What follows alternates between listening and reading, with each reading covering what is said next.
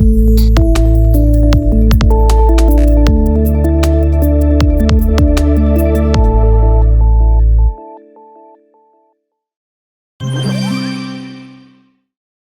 inopinée de la 3e adjointe au maire de Parakou et du directeur des affaires juridiques et du contentieux sur des chantiers de construction qui n'ont pas une autorisation de permis de construire.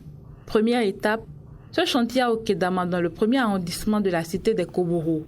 Ce périple a permis à l'autorité à sa suite de constater que les règles et les formalités qui régissent la construction ne sont pas respectées.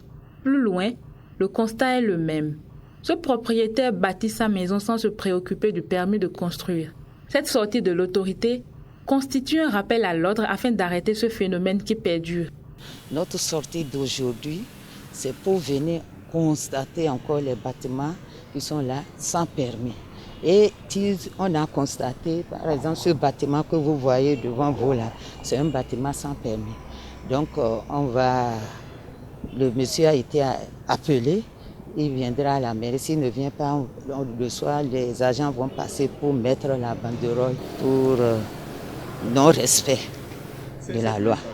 Le permis de construire est une pièce maîtresse qui régit la Constitution en République du Bénin.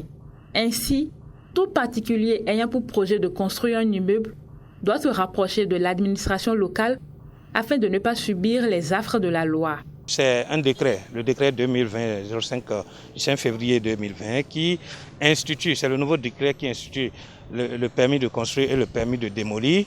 Donc, c'est le maire qui délivre le permis de construire et qui le fait après étude d'une commission qu'on appelle la commission municipale des autorisations d'urbanisme qui est chargée d'étudier toutes les pièces que les pétitionnaires déposent, à savoir un dossier complet comportant les plans architecturaux, les plans de structure des ingénieurs, des pièces administratives, à savoir les titres de propriété et les plans de situation, et aussi une somme à verser à la mairie qui sont les frais d'étude de dossier. C'est après cela que la commission étudie et voit la conformité des documents avec ce qui est exigé par la loi et ainsi produit un rapport, donc un procès verbal qui permet à l'autorité communale de voir qu'effectivement les normes peuvent être respectées au moment de la construction. C'est après ça que le permis est délivré. En cas de non-respect, ça veut dire toute construction sans permis de construire, c'est l'article 72